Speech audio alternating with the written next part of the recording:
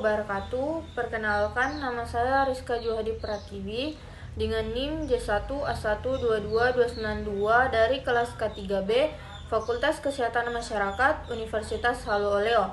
Saya di sini akan menjelaskan mengenai telapak tangan yang pucat akibat getaran. Hal ini dapat disebabkan oleh beberapa faktor psikologis dan mekanis yang terkait dengan paparan getaran berulang. Berikut ini adalah beberapa penjelasan mengenai mekanisme di balik fenomena ini. Yang pertama, vasokonstriksi atau getaran dapat merangsang saraf dan menyebabkan pembuluh darah di tangan menyempit. Hal ini mengurangi aliran darah ke area tersebut sehingga menyebabkan telapak tangan tampak pucat. Yang kedua, gangguan sirkulasi. Paparan getaran yang berkepanjangan dapat mengganggu sirkulasi darah. Hal ini mengarah pada kekurangan oksigen dan nutrisi di jaringan tangan yang juga dapat mengubah warna kulit. Yang ketiga, sindrom Raynaud. Beberapa individu yang terpapar getaran dapat mengembangkan sindrom Raynaud, sebuah kondisi di mana pembuluh darah menyempit secara berlebihan sebagai respon terhadap dingin atau stres, menyebabkan pucat dan jari-jari tangan. Selanjutnya, kerusakan saraf. Getaran yang terus-menerus dapat menyebabkan kerusakan saraf perifer yang dapat mempengaruhi kemampuan saraf untuk mengatur fungsi pembuluh darah sehingga berkontribusi pada perubahan warna kulit. Selanjutnya, faktor lingkungan.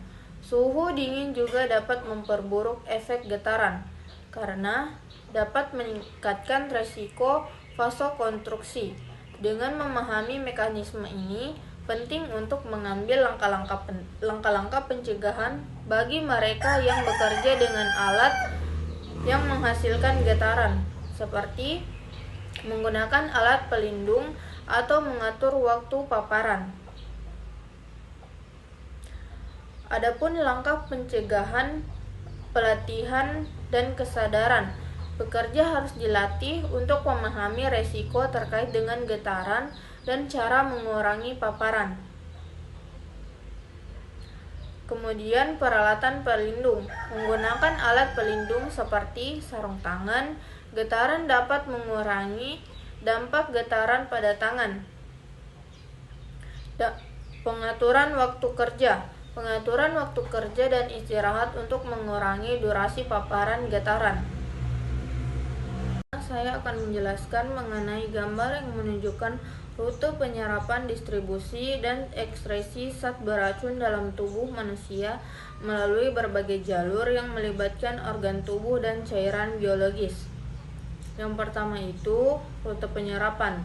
Zat beracun dapat masuk melalui mulut, kemudian menuju saluran pencernaan. Setelah diserap melalui dinding usus, zat tersebut masuk di sirkulasi enteropatik yang melibatkan hati dan empedu. Zat yang tidak diserap akan dikeluarkan melalui feses. Yang kedua, inhalasi.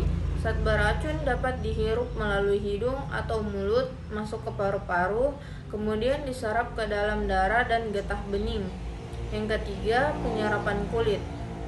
Zat beracun dapat diserap melalui kulit, lalu menyebar ke dalam cairan ekstraseluler dan selanjutnya ke berbagai jaringan seperti lemak, rambut, kuku, kulit, tulang, dan organ lainnya. Kemudian, distribusi. Setelah diserap, zat beracun akan menyebar ke seluruh tubuh melalui darah dan sistem limfatik. Zat beracun dapat didistribusikan ke organ-organ tubuh seperti hati, ginjal, paru-paru, dan jaringan lunak. Beberapa zat mungkin disimpan dalam cairan ekstraseluler, jaringan lemak, rambut, kuku, kulit, atau tulang. Kemudian ekskresi, yaitu zat beracun yang dapat dikeluarkan dari tubuh melalui berbagai mekanisme. Terus feses, zat yang tidak diserap Sirap dalam saluran pencernaan dikeluarkan melalui kotoran. Air yang dihembuskan.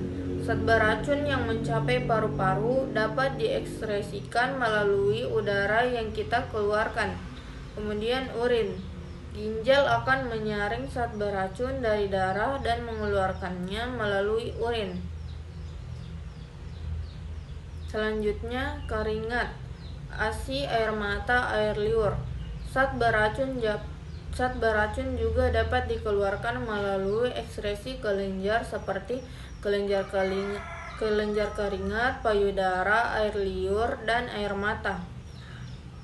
Alur ini menunjukkan bagaimana zat beracun dapat masuk ke dalam tubuh, didistribusikan ke berbagai organ, dan akhirnya dikeluarkan melalui jalur ekskresi.